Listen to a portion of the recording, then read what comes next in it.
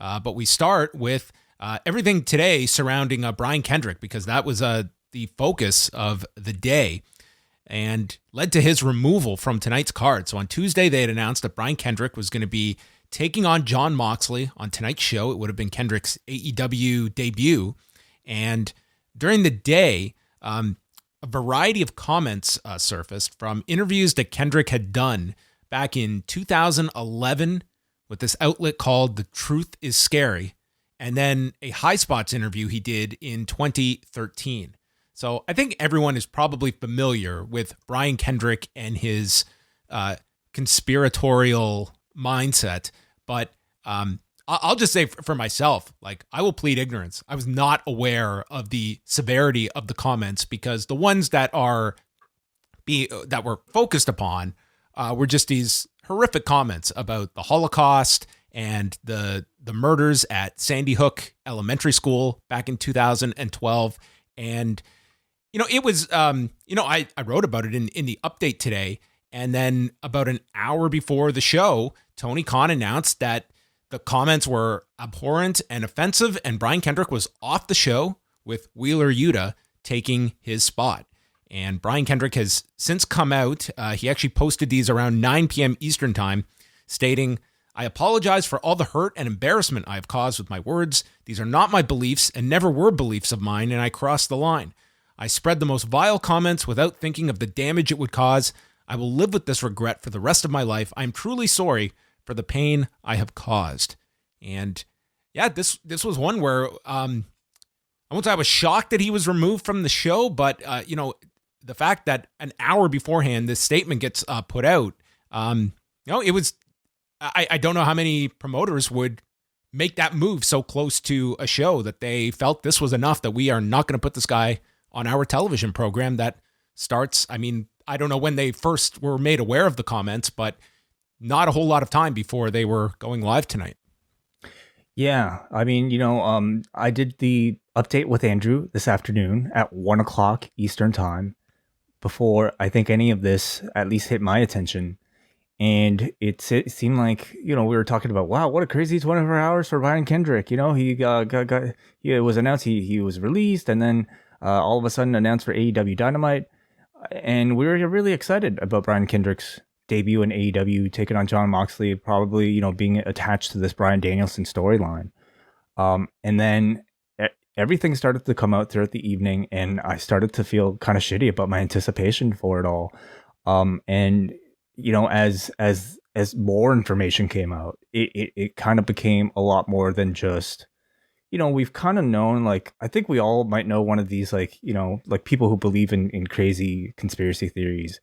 But when it came to his views, or previously stated views on Sandy Hook, and then the comments just that people were digging up just seemed to get worse and worse about the Holocaust, the denial, and everything else. It really became quite inexcusable, and it just really caught fire everywhere on the internet, on Twitter, on Reddit, to the point where I was really wondering, like, what the response was going to be when he came out and actually wrestled that match.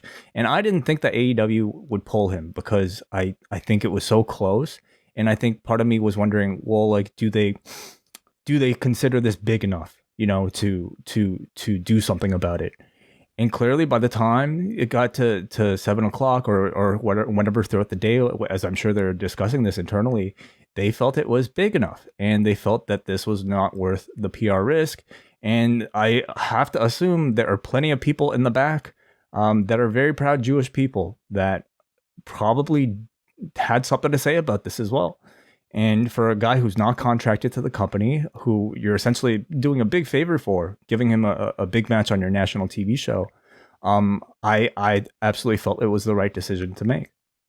Yeah, I mean, I applaud them for making the decision. I don't have a whole lot of time for stuff like this. To me, it's, there is the genre of like conspiracy theories. I mean, there's an element of it where it's largely just, ridiculous stuff that is meant for like entertainment purposes. And I think in this age of so much misinformation, that is a lot more dangerous territory now. This kind of stuff, like this is never, this is not a censorship issue. This is not a free speech issue.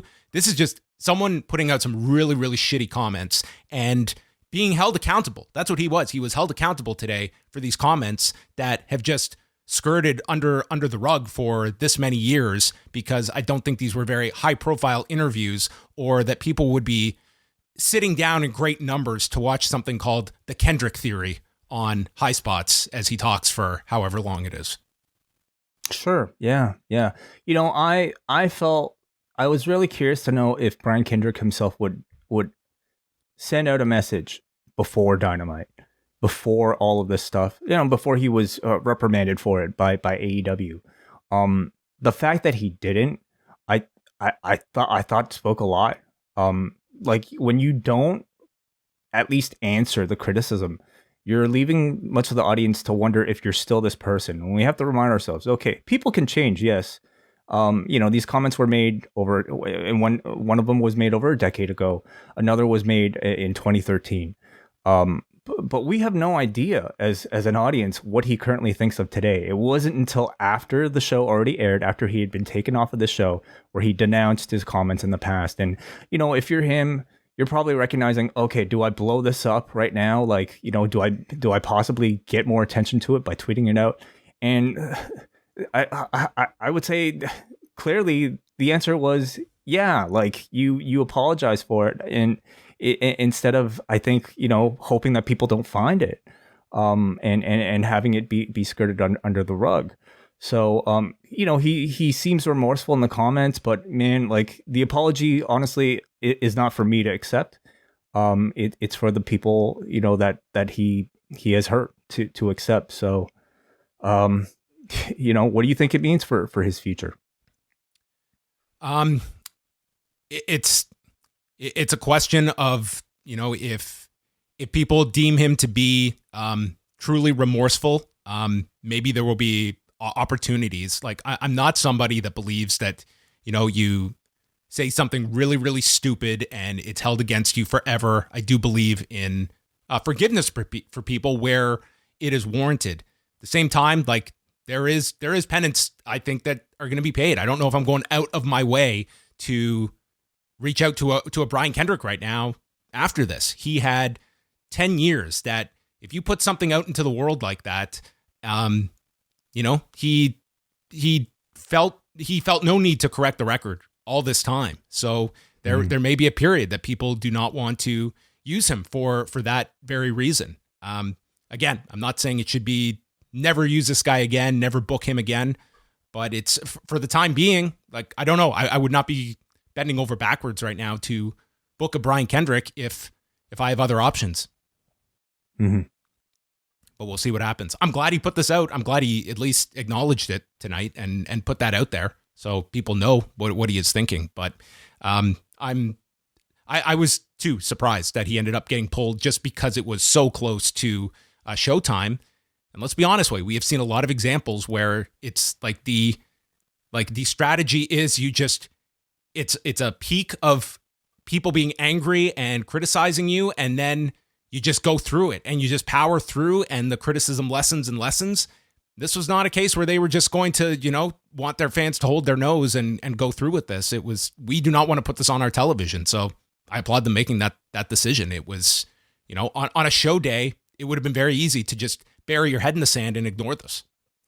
I want to read a comment in the Zoom chat right now because this is from MJ, who has given me permission to read this. MJ says, as a descendant of survivors, I do not wish to see Kendrick out of wrestling forever as long as he publicly makes a statement. Him losing out on this opportunity was accountability, and I appreciate TK for doing it. Okay, so that's one perspective, and you know, like I think this becomes a conversation. It already has been a conversation, but this now becomes a bigger conversation. You know, which I'd love to hear more from you know people that are directly affected by Brian Kendrick's past comments. So I'm sure there'll be more about this in the days to come.